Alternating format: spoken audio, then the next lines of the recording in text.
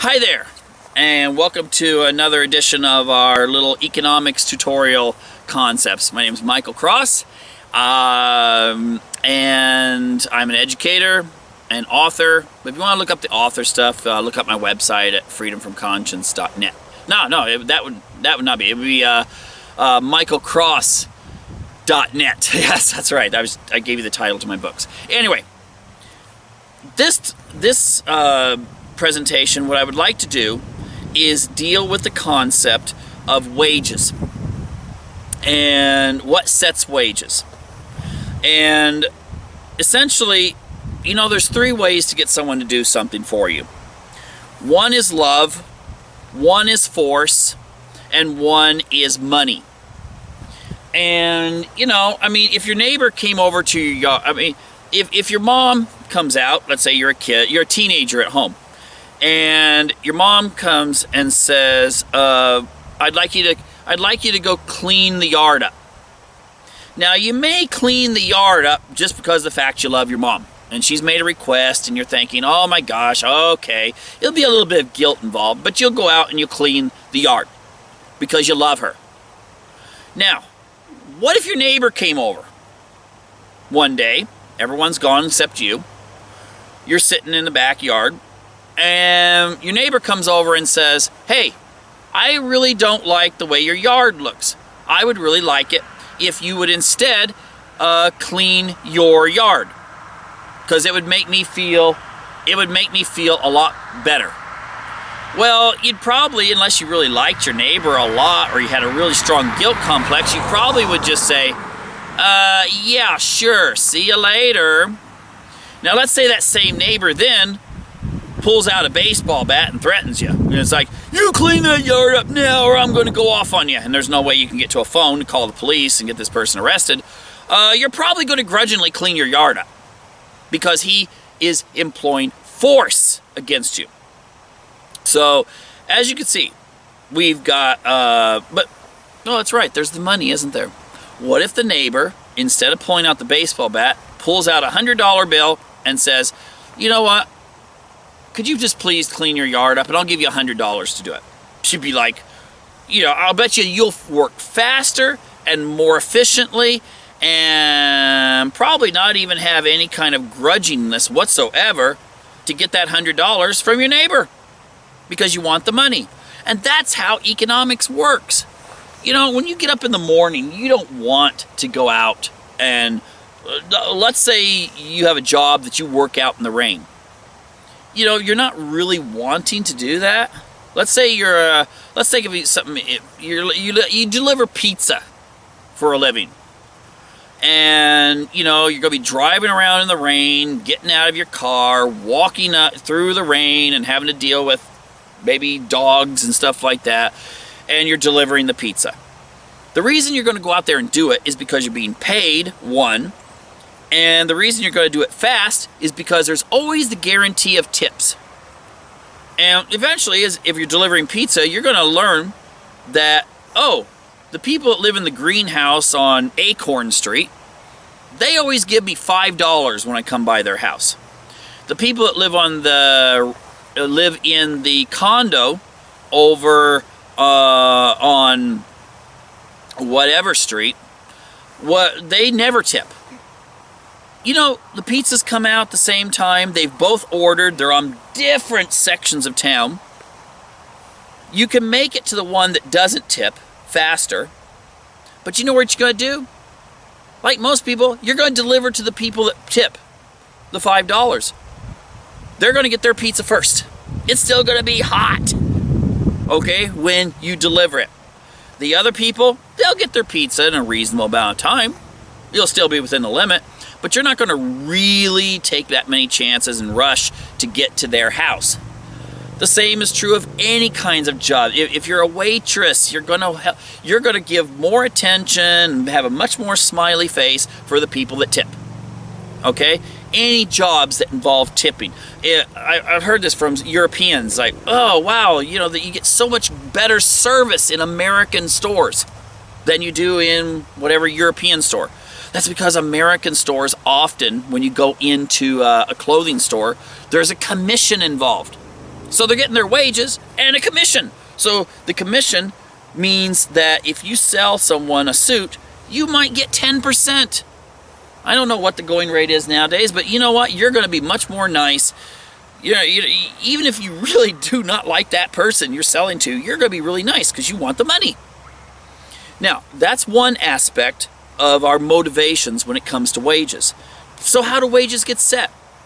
Well, there's some jobs that are really fun to do and don't require much effort to do it, or the job has very few skills involved. If that's the case, the people that go into those jobs where there is a high supply but lower wages, I lost train of thought there. If there's a high supply of people available for certain types of jobs, you're going to pay them less because they're easily expendable. You can go ahead and fire them. You can go ahead and replace them very easily and find someone else to do it. And when you have competition going back and forth, where I get one person that says they will mow my lawn for $10, but then another kid comes along and says, I'll do it for $5. I'm going to hire the one that says it for $5. Okay? Now, there's a certain point I can't say, hey, tell you what, I'm not going to pay you $5, I'll pay you 50 cents. Well, probably no one's going to do the job. But at some point, you'll find what they call an equilibrium wage, in which this is what the average going wage is for this particular field of work. So, low skill, anyone can do it, easily replaceable, you're going to see lower wages. But there are factors you can throw in that will change this. Let's say you have a situation in which it's dangerous. Low skill, lots of people could do it, but it's dangerous. Well, then that means lots of people don't want to do it, which means if you say you'll do it, you'll get a higher wage, like people that work out on a fishing boat or an oil rig. Okay? The reason why they get paid so much money is because those jobs are dangerous or uncomfortable jobs. Being a trash, picking up trash from people. You might think, well, what kind of skills in that? Why does a trash collector make more money on average in most places than a teacher? Well, what job would people rather do? Okay? If it's summertime and you're picking up where you separate the garbage between the recyclable, the regular garbage, and the organic garbage, like food and stuff, and it's been sitting out there for a week, that food stuff's going to have stuff crawling on it. Okay? Not a lot of people want to pick up that trash can and put it in its section of the garbage truck. So the people that work those kinds of jobs are the ones willing to do that. And therefore, they get more pay for it. I saw something that said policemen make more money than firemen. Well, a policeman, while a fireman puts his or her life at risk, they're not necessarily always a target. They're not, someone doesn't go out there saying, let's do this to the fireman.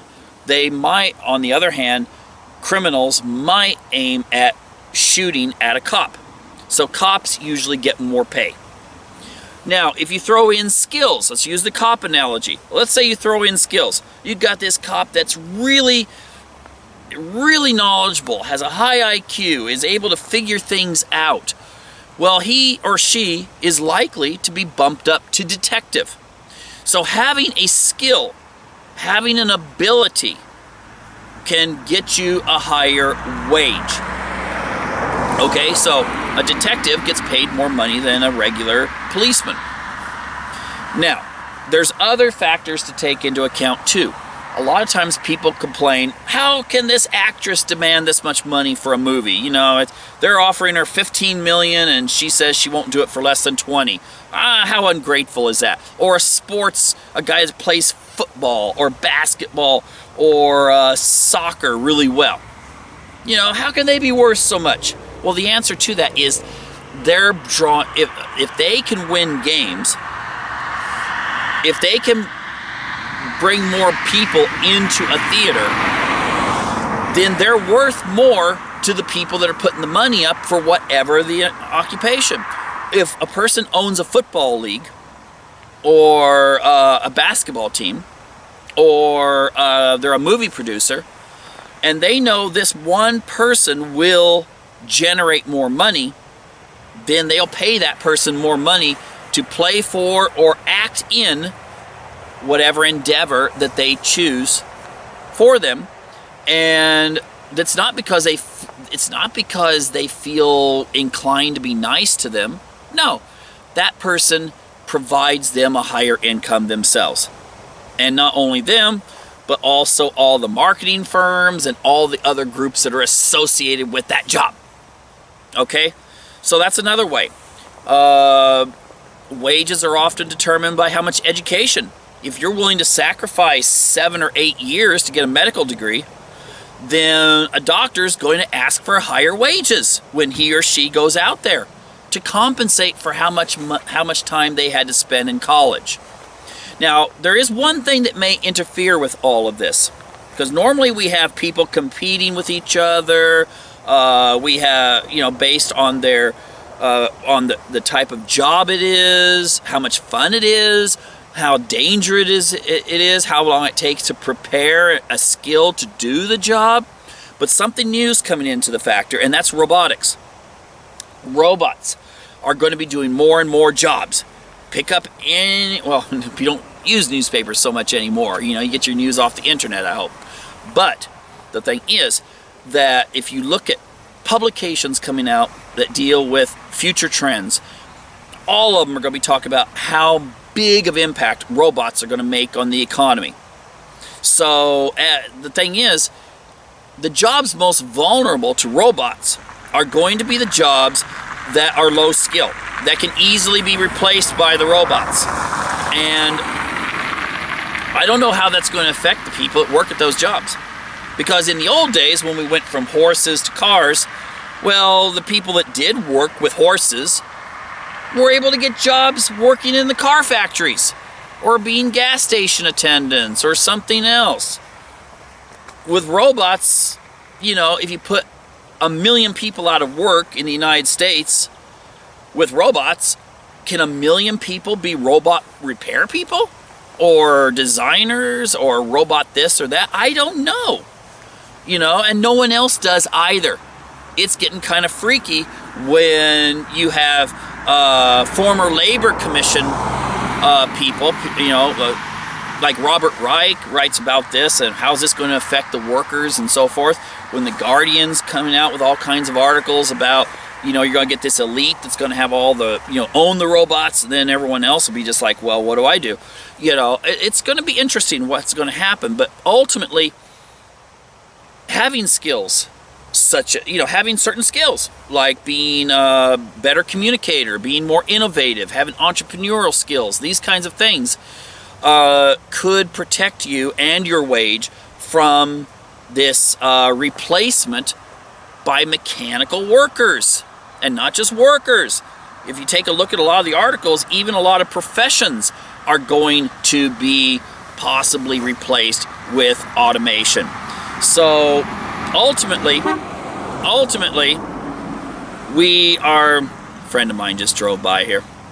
Ultimately, we're going to be in a situation in which we're going to have to confront this. But instead of just sitting back going, oh my gosh, the world's going to come to an end and I'm going to be replaced with a robot and there's not going to be anything to do, it's good to actually build up the skills, both in education and also just social skills and your creativity that will allow you to still be marketable. Because that being marketable nowadays means that you might have a better chance of actually getting a job, because the jobs are still there. And in the future, when a lot of those jobs go away, you'll still be in the competition. Anyway, that's all I wanted to say about wages. So take care. Bye now.